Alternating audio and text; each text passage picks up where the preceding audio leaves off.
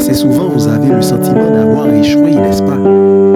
C'est normal, car la vie ne nous sourit pas toujours.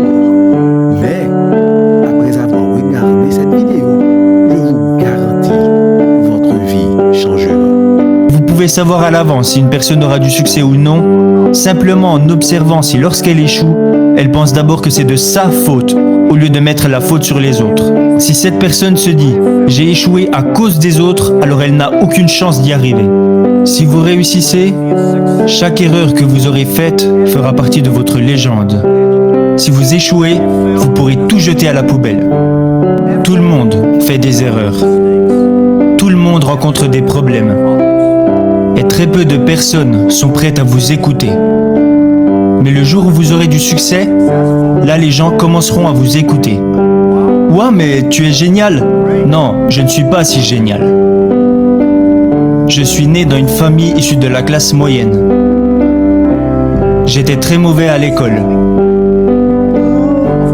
Bien sûr, j'ai essayé d'étudier, mais vous savez, je n'étais pas très doué pour apprendre des choses à l'époque.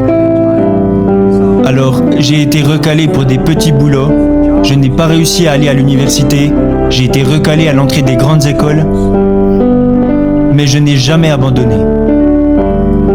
Et je pense qu'il y a une chose que j'ai apprise, c'est que pourquoi devriez-vous avoir une chance d'avoir du succès? Tout le monde devrait s'habituer à l'échec, plutôt que de s'habituer à être accepté par les gens. Pourquoi les autres devraient vous aider? Vous devriez gagner le droit d'être aidé. Alors, ce que j'ai appris, c'est de ne jamais abandonner. Je me disais, mon opportunité n'est pas encore arrivée pour le moment. Et quand vous entendez tout le monde se plaindre, c'est là que vous trouvez votre opportunité. Je pense que je visais trop haut. J'aurais plutôt dû essayer d'accompagner et d'aider les autres autour de moi. Et je n'ai pas réussi parce que je suis intelligent. Je ne me considère pas comme quelqu'un d'intelligent. Mais j'ai travaillé avec beaucoup de personnes qui étaient très intelligentes. Et la plupart des personnes intelligentes arrivent à rendre facile des choses qui sont pour vous difficiles. Et je pense que ce n'est pas facile d'avoir du succès rapidement. À chaque fois et dans tout ce que nous avons fait, nous anticipions les choses sur les 10 prochaines années. Je sais que je ne suis pas intelligent, mais je sais que si nous voulons réussir, nous devons anticiper les choses 10 ans à l'avance. Si nous voulions avoir du succès, alors nous devions travailler avec des personnes intelligentes. Et pour avoir du succès, nous devions accepter de faire beaucoup d'erreurs sans jamais abandonner. Beaucoup de personnes font des erreurs, elles rencontrent des problèmes et elles abandonnent. Nous n'avons jamais abandonné.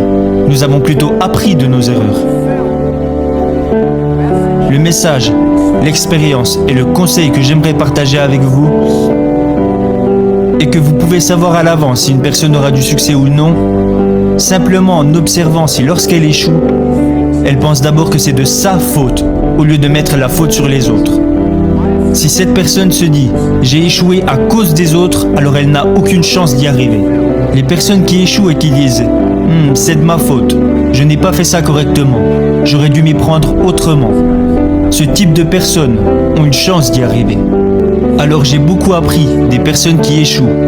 J'ai beaucoup appris des personnes qui font des erreurs et j'ai encore plus appris de mes propres erreurs. Ça, c'est ma philosophie. Quand j'échoue, je me dis « ce n'est pas grave, au moins j'aurais essayé ». Quand j'ai réussi, je me dis « waouh, je n'aurais jamais pensé que ça marcherait ». Cette attitude me rend très positif et optimiste. Et à cause de mes nombreuses erreurs et de tous mes échecs, je ne me plains jamais parce que j'ai l'habitude de perdre. Encore aujourd'hui, je commets des erreurs tous les jours. Nous prenons encore des décisions stupides presque tous les jours. Personne n'en sait rien. On pense que c'est intelligent, mais la réalité nous montre que c'était stupide. Mais on apprend et on recommence. On apprend et on recommence. Ça, c'est ma philosophie. Ali Baba a vu le jour sans argent, sans technologie et sans employés. Dans mon propre appartement, 18 personnes ont décidé que nous voulions utiliser Internet pour aider les petites entreprises. C'était l'idée de départ. En 18 ans, nous sommes passés de 18 personnes à aujourd'hui presque 60 000 personnes. Ce ne fut vraiment pas facile. Mais nous avons survécu. Aujourd'hui, nous sommes une des plus grosses entreprises de l'Internet au monde. Je pense que nous avons été chanceux. Nous avons fait beaucoup d'erreurs, mais nous avons quand même survécu. Alors comment continuer à être chanceux? C'est la question que je me pose constamment. Je pense que si vous voulez continuer à avoir de la chance, vous devez être prêt à partager votre chance avec les autres. Vous partagez la chance avec les gens, vous aidez les gens, alors dans le futur, vous pouvez être sûr qu'ils vous aideront à leur tour. Ça a été ma façon de penser ces 10 dernières années. Alibaba est né en Chine. Mais Alibaba ne devrait pas être considéré comme une entreprise chinoise. Le jour où j'ai choisi le nom Alibaba, Alibaba n'est même pas un nom chinois, c'est un nom arabe. Les Iraniens disent que c'est un nom iranien, les Turcs disent que c'est un nom turc. Pour être honnête, j'en sais rien.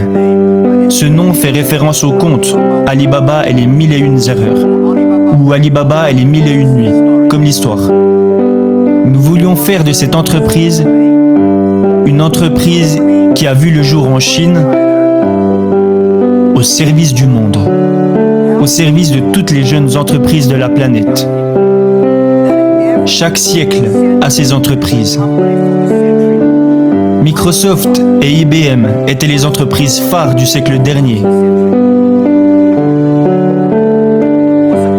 Alors quelles sont les entreprises phares de notre époque, du 21e siècle? Et je pense que nous devons éviter de penser « c'est évident, c'est Alibaba ». Nous ne devons pas penser « nous gagnons de l'argent en aidant les entreprises chinoises ». Nous devons plutôt penser « nous gagnons de l'argent en aidant les entreprises du monde entier ». Nous sommes au service de notre époque. C'est seulement en pensant de la sorte que nous pourrons faire plus. Nous avons aussi un petit business qui s'appelle AliExpress.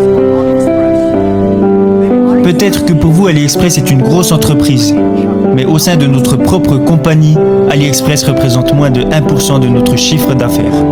Notre entreprise aujourd'hui est immense.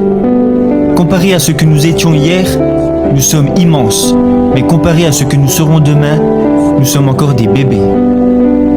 Le monde change si vite. Nous voulons faire d'Alibaba une des plus grosses entreprises de notre époque. Nous voulons qu'Alibaba aide à la croissance de toutes les petites et moyennes entreprises de la planète. Ça, c'est ce que nous voulons accomplir.